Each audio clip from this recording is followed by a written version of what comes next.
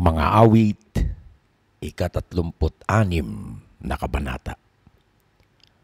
Kasalanay nangungusap sa puso ng masasama.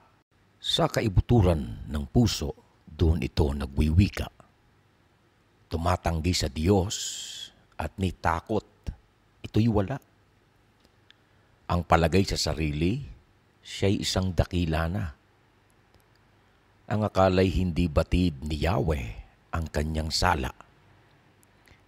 Kaya't kanyang iniisip, hindi siya magdurusa. Kung mangusap ay masama at ubod ng sinungaling, dahop na ang karunungan sa paggawa ng magaling. Masama ang binabalak, samantalang nahihimlay. Masama rin ang ugali, at isa pang kasama ay ang laging inaakap ay gawaing mahalay. Ang wagas na pag-ibig mo, O Yahweh, ay walang hanggan, at ang iyong katapatan ay abot sa kalangitan. Matuwid at matatag ka na tulad ng kabundukan. Ang matuwid na hatol mo'y sinlalim ng karagatan. Ang lahat ng mga tao't mga hayop na nilalang sa tuwin ay kinukupkup ng mapagpala mong kamay. O Diyos, ang iyong pag-ibig, mahalaga at matatag.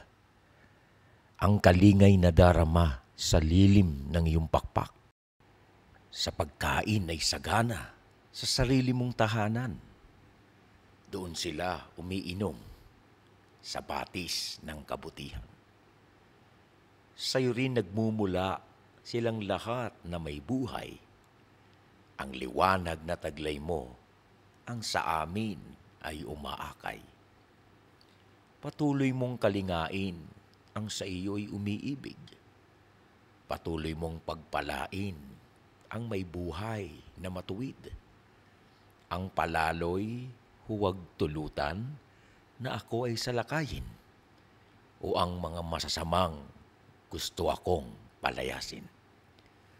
Lahat silang masasamay, masdan ninyo at nagupo. Sa kanilang binagsakan, hindi sila makatayo.